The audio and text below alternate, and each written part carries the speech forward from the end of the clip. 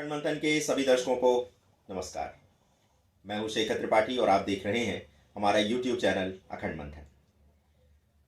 आज हम अपने भविष्यवाणियों से जुड़े कार्यक्रम भविष्य दर्पण में दिखाएंगे सुप्रसिद्ध ज्योतिषाचार्य श्री अनिरुद्ध मिश्रा की कुछ ऐसी ज्योतिष गणनाएं जिसमें उन्होंने भारत से लेकर के संसार तक के भविष्य की झलक प्रस्तुत की है। वर्ष 2023 में मंगल के कारण पूरे भारत में भीषण रक्तपात की आशंका व्यक्त की जा रही है। नवंबर के पश्चात ही इस रक्त संघर्ष में कमी आएगी। अगली भविष्यवाणी श्री अनिरुद्ध ने गुजरात विधानसभा चुनाव को लेकर की है। उनके अनुसार बीजेपी की कुंडली में अभी बृहस्पति की कमजोर स्थिति के कारण जनता के मध्य बीजेपी को लेकर थोड़ी भ्रम और अविश्वास की स्थिति है, किंतु कुछ समय पश्चात बृहस्पति की दशा बीजेपी के समर्थन में आ जाएगी और बीजेपी हर हाल में गुजरात में अपनी सरकार बना लेगी। जैसा कि आप जानते हैं कि पीएम मोदी के आक्रामक शासकीय निर्णयों ने ही गुजरात में उनकी छवि को इतना बढ़ाया कि वे देश के प्रधानमंत्री की कुर्सी तक पहुंच गए। अब ठीक वही तेवर वो गुजरात चुनाव में अपनाने जा रहे हैं। उतने ही सख्त निर्णय, उतनी ही त्वरित गति से शासकीय प्रबंधन, उतनी ही स्फूर्ति से जनता से संवाद, यही शैली उन्हें भारत ही नहीं संसार का सबसे लोकप्रिय और आदर्श नेता के तौर पर स्थापित करने जा रही है। दिसंबर 2022 से जनवरी 2023 के मध्य भारत में एक बड़े आत्मघाती हमले का संकट मंडरा रहा है। सुरक्षा एजेंसियों को इस मामले में सतर्कता बरतनी चाहिए। श्री अनिरुद्ध के अनुसार 2028 तक मथुरा जन्मभूमि मुस्लिमों के आधिपत्य से मुक्त हो जाएगी और वहां पर भगवान श्री राधा कृष्ण का अति विशाल एवं भव्य मंदिर निर्मित होगा। ये कृष्ण मंदिर अयोध्या के श्री राम मंदिर की तर्ज पर ही भव्य निर्मित होगा। इसी के पश्चात देश के 4 प्रमुख स्थानों पर मंदिरों का पूर्ण आधिपत्य स्थापित हो जाएगा।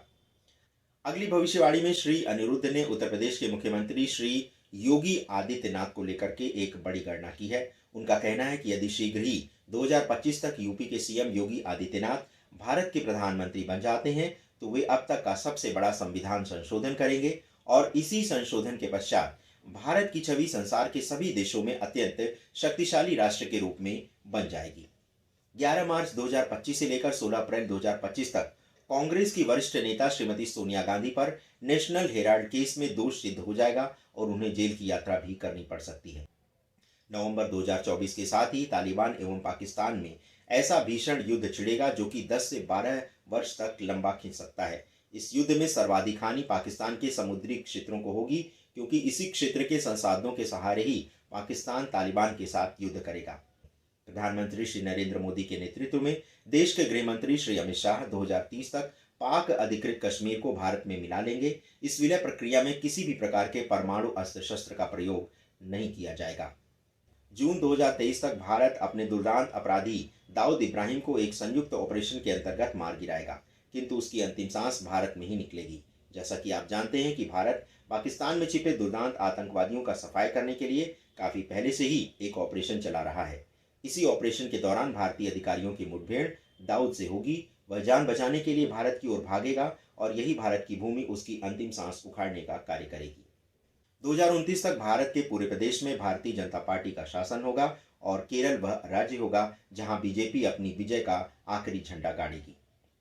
केरल में बीजेपी के शासन के पश्चात ही देश की राजनीतिक शब्दकोश से धर्मनिरपेक्षता जैसा शब्द लुप्तप्राय हो जाएगा। यद्यपि 2029 तक का समय भारत के लिए अत्यंत संवेदनशील होगा और एक विशाल युद्ध की कीमत देकर ही स्थायी शांति की बहाली भारत में की जा सकेगी। 2023 की चैत्र नवरात्रि से भारत सरकार कश्मीरी पंडितों को दोबारा कश्मीर में विस्थापित करने का कार्य आरंभ कर देगी। इसी के साथ कश्मीरी पंडितों की सुरक्षा हेतु कोई नया कानून भी बनाया जा सकता है, जिसके पश्चात जम्मू कश्मीर में शांति युग का आरंभ हो जाएगा। जो विपक्षी ये स्वप्न देख रहे हैं कि वे प्रधानमंत्री मोदी को भारत की सत्ता से हटा देंगे, प्रधानमंत्री की कुंडली देखते हुए श्री अनिरुद्ध मिश्रा का कहना है कि प्रधानमंत्री नरेंद्र मोदी की कुंडली में आजीवन राजयोग है और वे अंतिम सांस तक देश की सत्ता की बागडोर संभालते रहेंगे। देश में मोदी के विरुद्ध कितना भी बड़ा गठबंधन विपक्ष क्यों न बना ले, उसे हाथ में निराशा ही लगेगी। अगली भविष्यवाणी देश के चुनाव आयोग को लेकर है। श्री अनिरुद्ध के अनुसार भारत में प्रधानमंत्री के चयन की प्रणाली परिवर्तित हो जाएगी। इसमें जनता सबसे पहले सांसद का चुनाव करेगी और ये सांसद ही प्रधानमंत्री चुनने का कार्य करेंगे, किंतु राहु के प्रभाव के कारण बाद में योगी आदित्यनाथ इस प्रक्रिया को भी परिवर्तित कर देंगे और वे अमेरिकी राष्ट्रपति के चुनाव की पद्धति को भारत में लागू कर देंगे और उसी के पश्चात देश की जनता राष्ट्रपति का चुनाव करेगी।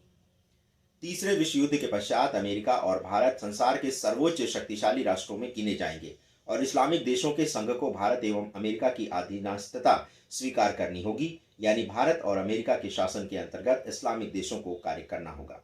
केतु की ग्रही स्थिति के कारण निकट भविष्य में किसी बड़ी महामारी के फैलने की आशंका भी व्यक्त की है श्री अनिरुद्ध मिश्रा ने। यह महामारी कोरोना से भी लंबी अवधि तक फैली रहेगी और इसका निदान करने में भी काफी समय लग सकता है। भारत के हिंदू राष्ट्र बनने की घोषणा के साथ ही भगवान श्री राम का चित्र भारतीय मुद्रा पर अंकित हो जाएगा। इसी के साथ सनातन धर्म के चिन्ह भी संवैधानिक स्थान ले लेंगे और भारत पूर्ण रूप से संसार का पहला सनातनी हिंदू राष्ट्र बन जाएगा।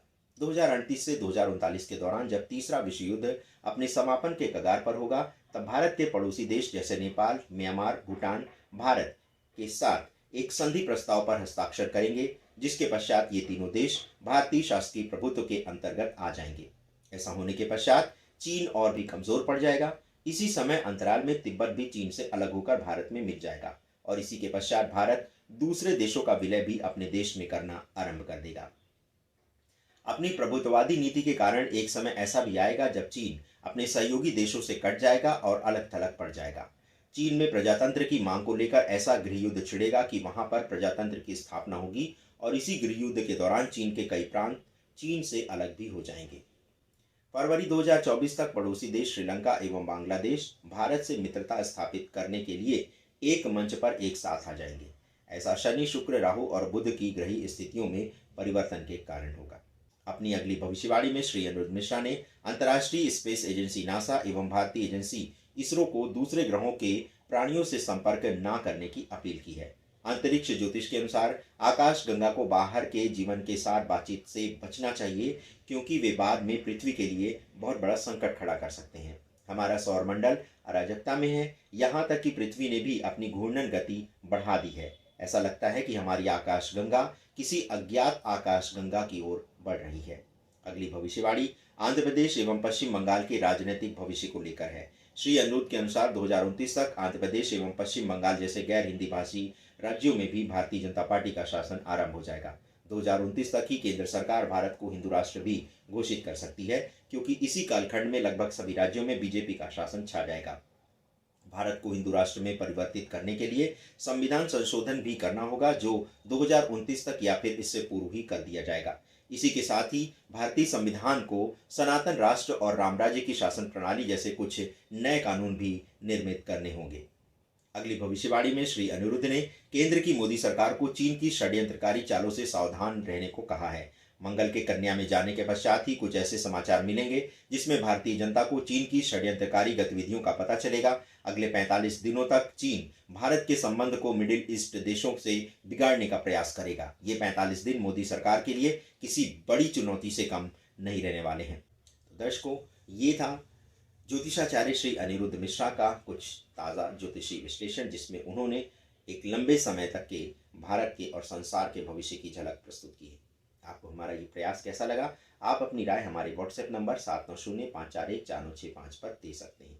इसके अतिरिक्त यदि आप हमें विस्तार से लिखना चाहते हैं तो इसके लिए आप हमारे ईमेल आईडी akhandmanthan@gmail.com पर भी अपने संदेश प्रेषित कर सकते हैं। दर्शकों, आपको हमारा यदि प्रयास अच्छा लगा, कंटेंट अच्छा लगा, तो हम आपसे अनुरोध करेंगे कि आप हमारे चैनल को लाइक, शेयर और सब्सक्राइब करना मत भूलिएगा। अपना बहुमूल्य समय हमें प्रदान करने के लिए आप सभी दर्शकों का हृदय से आभार। नमस्कार।